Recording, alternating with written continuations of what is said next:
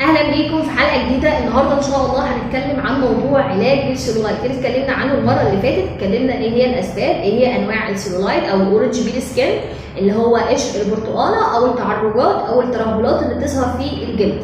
طيب النهارده هنضغط على موضوع العلاج او هنتاكد كده تحت كذا حاجه، هنشد كذا خط تحت كذا حاجه مهمه جدا.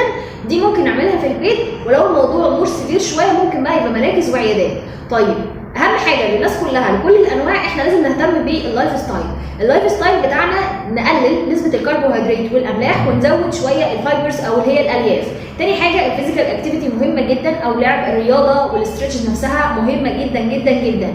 طيب الاهم من ده كله ان انا اكل دهون صحيه، بمعنى يعني انا لما قلت هي المره اللي فاتت كانت اللارج فات سيل او خلايا دهنيه كبيره شويه في الحجم، ده معناته ناس بتفهموا ان انا لازم اوقف دهون، لازم اوقف زيوت. الكلام ده غلط. احنا ناخد الحاجات اللي هي الصحيه. مثلا في ناس بتمشي على الاوميجا 3 لمده 3 شهور طبعا، او بتاكل اسماك دهنيه، حاجات كلها صحيه. طيب الاهم في الموضوع ده كله للجريد 1 وجريد 2 هو المساج.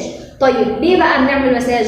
المساج ميزته ان احنا بنجري الدوره الدمويه في مكان عشان خاطر نزود الكولاجين والالاستين برودكشن، فبالتالي برضو بيحصل حرق للفات سيل الموجوده مع لعب الرياضه مع تظبيط الاكل، بيروح مع الوقت. ولازم موضوع الصبر، نتك على الصبر شويه لمده 3 شهور كده ولا حاجه.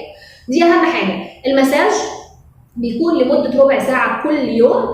طبعا مش بيبقى مساج كده كده على الناشف، لا بيبقى ممكن بايدك او بجهاز هحط لكم صورته وبزيوت معينه. الزيوت ديت اصلا وظيفتها ان هي بتجري الدوره الدمويه او بتزود البلاد سيركيوليشن في المكان، فبالتالي بتساعدني ان انا اوصل لنتيجه اسرع، لان اصل السيلولايت هو لو بلاد سيركيوليشن او الدوره الدمويه بتاعتي نايمه شويه في طبقات الجلد. طيب انا هجريها ممكن بالجيرانيوم اويل او بالكافي اويل او اي حاجه زي سيترس اويل اللي بيبقى فيها غنيه بفيتامين سي، ودي طبعا ميزتها ان هي بتجري الدوره الدمويه في المكان. ممكن بالجينجر اويل او الكابسيكم اللي هو زيت الجنزبيل او زيت الشطه او البلاك بيبر اويل. الحاجات دي كلها طبعا احنا بنستخدمها بطريقه معينه لان بيبقى فيها اسينشال اويل بتجري لي الدوره الدمويه.